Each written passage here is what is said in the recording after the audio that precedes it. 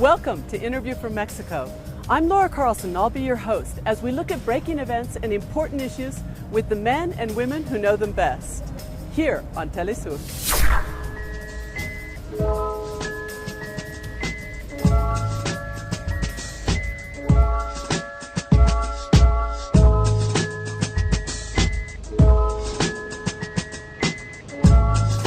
Today we'll be talking about the tragedy of the youth massacres in Mexico.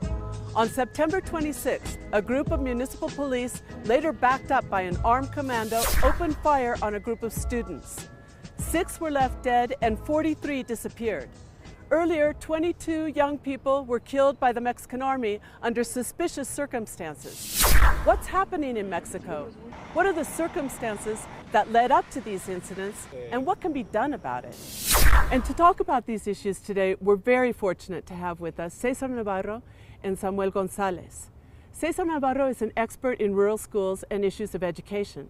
Samuel Gonzalez is the former director of the Federal Investigative Unit and an expert on issues of security.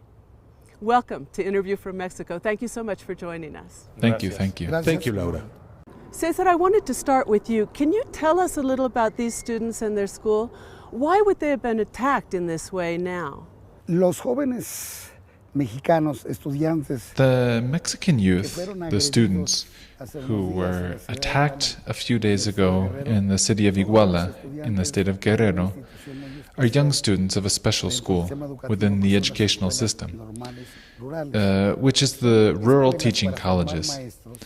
These are schools to train teachers to work in the rural public schools, that is, among peasant and indigenous communities. These are schools with a long tradition in Mexico.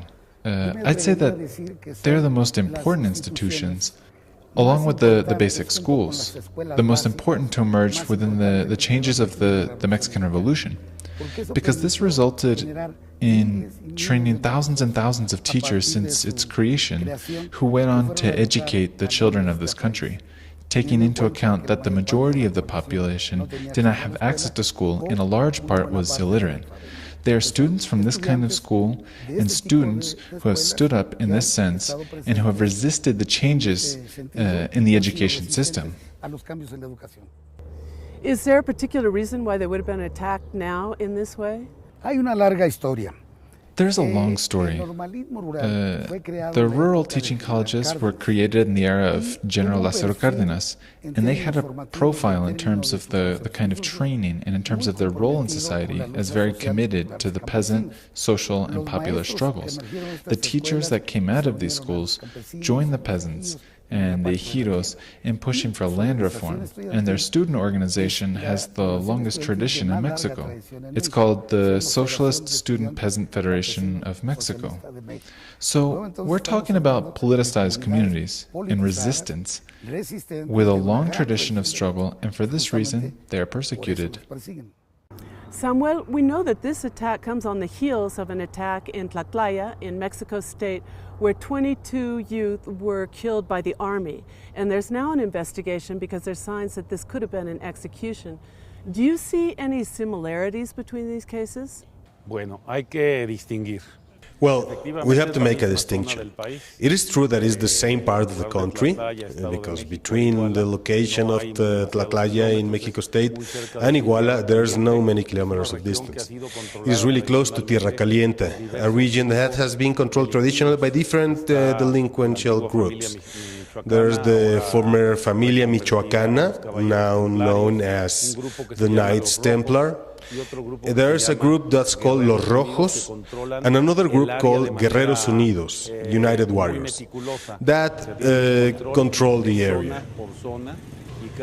That is, they have zone-by-zone control, and each one of those groups exercise violence in an important way. For example, in Iguala, Guerrero, control is in the hands basically of the organization Guerreros Unidos, which is an organization formed by the cartel of Sinaloa, the Beltrán Leiva cartel, in its origin. So the control of the municipal police in the area of Iguala was developed by people linked, and even they say it's from the mayor and his wife, to the area controlled to the Beltrán Leiva cartel, Guerreros Unidos. The area of Tlatlaya is controlled mainly by Los Rojos. But apart from these elements, there is no substantial difference. ¿Qué pasó en Iguala? Esa es la gran pregunta, ¿qué pasó en Iguala? What happened in Iguala? This is the big question. What happened in Iguala? I have a hypothesis about what happened in Iguala, and I should say why. Because I was training personnel from the public ministries in Iguala during the past year, so I know the situation.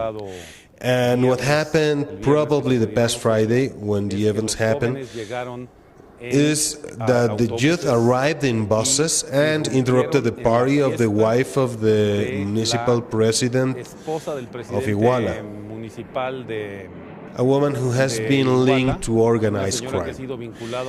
The elements that happened there that generated, let's say, the disappearance of the youth are linked to the reaction of the criminal cell using the municipal police to kidnap the youth and do what we can presume, although is still not clear in the part of the authorities, which is the disappearance and execution of the young people. But all this in the framework of a conflict, a confrontation that goes back not months, but years, between the youth of Ayotzinapa and the municipal authorities. Okay? So, what is it that justifies to me? No, not what justifies, but explains. For me, this kidnapping of 40 youth, an attitude of organized crime to say, you cannot come into my territory. And since you are bothering the people that we protect, that we have political pacts with, in this case the mayor and his wife, that's when they carry on this action to demonstrate who rules in the area. That's pretty dramatic. Well, in both cases, we have a situation where security forces are involved and the victims are young people. Do you think youth are being targeted in general here in Mexico? Sí, por supuesto. Yes, of course. But I'd like to note that I disagree with Samuel's position. The youth of Ayotzinapa haven't been fighting against the city government for decades. The ones who have been fighting against the students of Ayotzinapa are the state of Guerrero and the security forces that have already assassinated before. 3 years ago, they assassinated youth in a protest, and the cases are not resolved. It's judicial police, federal police, and other elements. I think they are creating hypotheses that don't correspond to the reality beyond whoever it is that executed them. Because now the municipal police or state police use groups of drug traffickers to assassinate youth.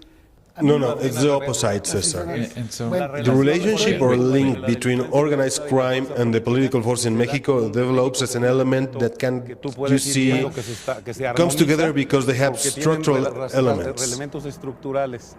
This is an extremely important debate, and we're going to come right back to it after a short pause. We'll be right back.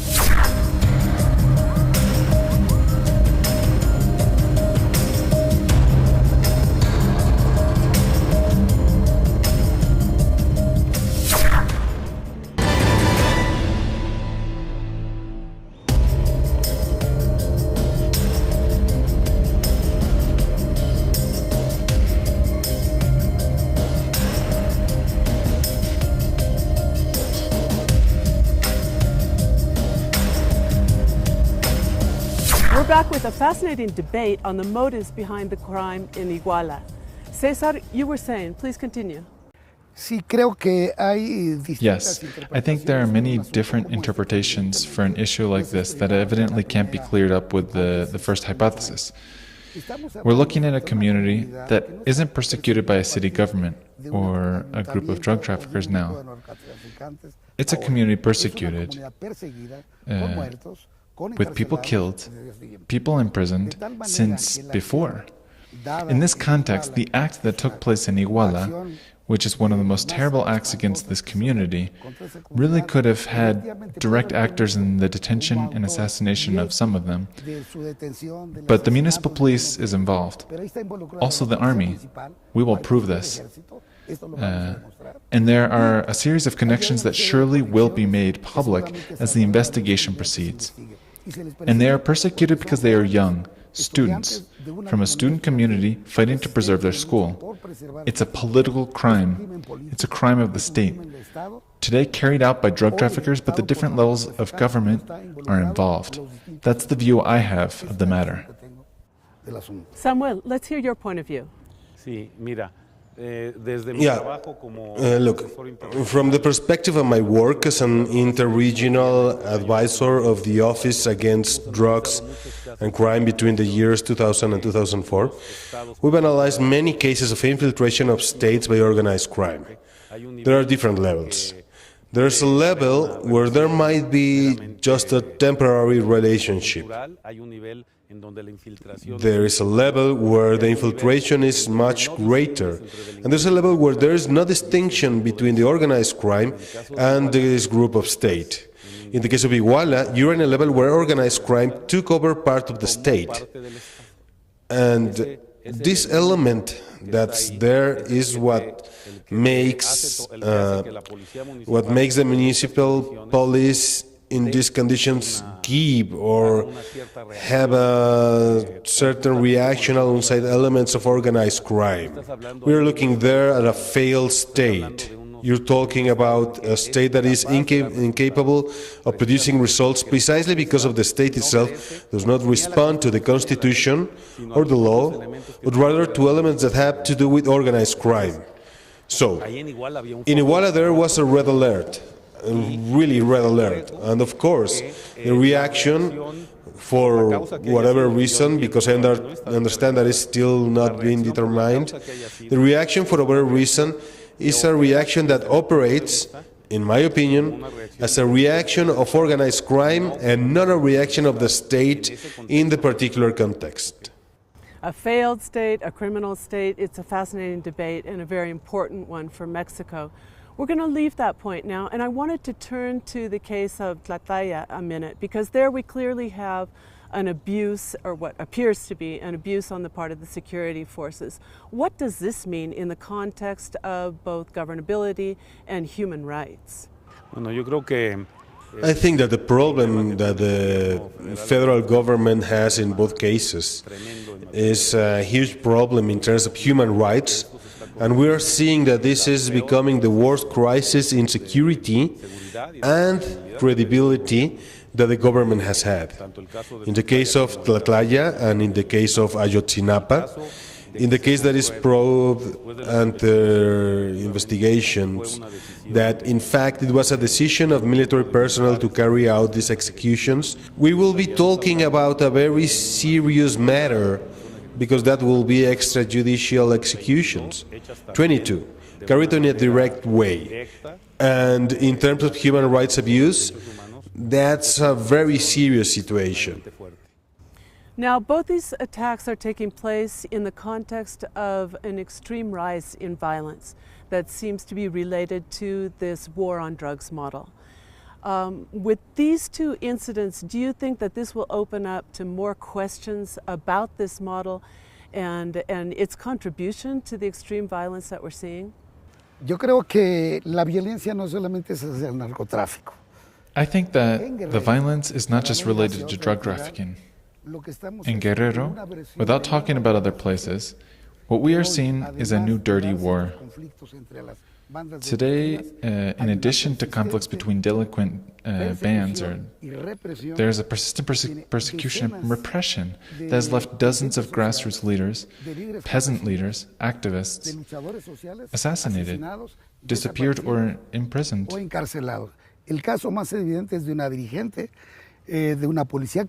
The most evident case is a leader of the community police. Because in Guerrero, faced with the violence of the state at all levels, the population has had to arm itself to defend itself from attacks from soldiers, attacks from the police, and attacks from criminal groups. In Guerrero, we're not just seeing violence of drug trafficking, but violence against all social protest. And Ayotzinapa is part of this. And Samuel, I know you've been working on this drug war model and analyzing it for many years. What's your point of view on this? Bueno, yo creo que estamos en presencia justamente. Well, I think we're seeing really a model of the state that in some aspect leads us to talk about a failed state or a failing state. And there is no doubt that Guerrero is a critical point. The same as Michoacán and Tamaulipas. But these are models of state that have been strongly infiltrated by the organized crime, where the elements in the Constitution and human rights are not applied precisely because who decides what is understood as a public policy and how it is exercised and how it is applied and who gets to make the decisions are delinquent groups and not persons who have to do with legal and constitutional elements of a state. So, with arguing about this aspect, it is necessary to say that in this part of the state of Guerrero, the elements that are present of a failed state are many. And they can be seen as a conglomerate. That is, the problem of security is one in a series of mosaic that have to do with other aspects, that have to do with governance, the schools, what is favored at the moment of making decisions for the population, the way in which social security is provided or not public security, but social security, and obviously a whole range of elements that leads you to say that you're in a critical state where the capacity of the state in influence is tremendously reduced. We're going to take a short break now, and I want to come back to one of those factors, which is the factor of impunity. We'll take a short break and be right back.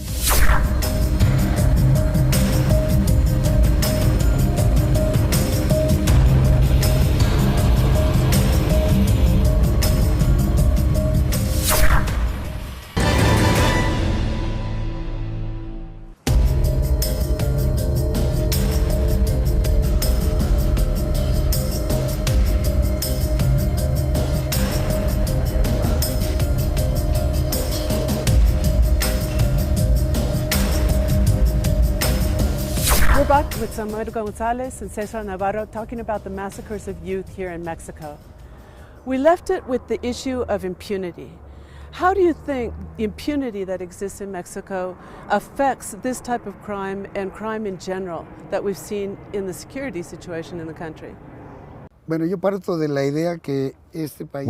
I start with the premise that this country, this state, is a criminal state from the highest levels of power to the most basic levels of power.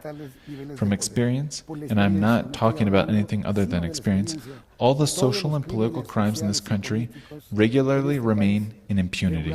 It's possible that in this case, to save those responsible above, it could be that the municipal president falls, that they throw some police in jail.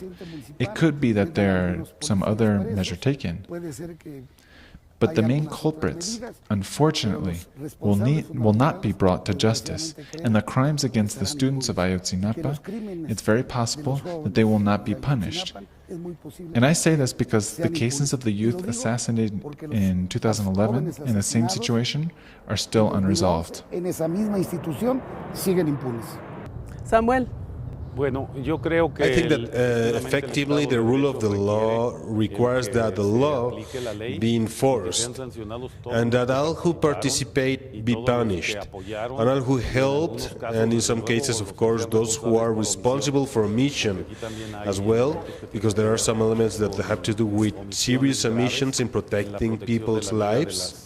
So, effectively, our studies show that when the law is not enforced and the crimes are not solved, this is what the Inter-American Commission of Human Rights says. Criminal conduct tends to be repeated. And it's really important that the Mexican state show that it wants to clear up this and other cases like those we talk about here, but because it's the only way to sustain the rule of law. It's fundamental. It's one of the fundamental tasks of this government, and it has a lot of international pressure to do it. Let's hope that it happens. The last question is an obligatory question. What can be done, what needs to be done here in Mexico to prevent these kinds of crimes from happening in the future? We always say that it's the application of the law, just the application of the law, that will reinforce the rule of law. The rule of law is not just security, it's a conglomerate of very important rights that are social rights, cultural rights, and this little piece of rights that has to do with public security. We have to strengthen our institutions. We're beginning to apply the new process of an accusatory penal system. All human rights theory is being taught to officials, and this gives us hope that in medium term this kind of situation won't happen anymore. Cesar? Yo creo que la defensa de los derechos humanos. I think that the defense of human rights in this country, where they're permanently violated, will be respected based on the action of civil society, of the organizations of the population that demand respect for their rights. I don't agree that the respect will come from the state, from above. Surely the parents of these students still disappeared, of the young people assassinated, will continue to demand justice, and they will attain it to the degree that they and others, many like them, demand that the laws be respected through their own struggles. That's how I see it. You mentioned the role of the international community in international institutions of justice and human rights. What role do they have to play in this, and can they help? Desde luego. Of course, I think that everyone has to work, and the international aspect is extraordinarily important. In the same way, society and the authorities have to participate in the construction of a new Mexico. And what institutions would those be concretely that are involved in these cases? Well, we have to improve the whole justice system. We have to block the spread of this infiltration of organized crime in the state apparatus in all levels. And of course, as I was saying, recognize that human rights are not just security, but improvement in living conditions of the population, the part regarding education, and the part of expectations of life and optimism. In this sense, this is the change that's needed.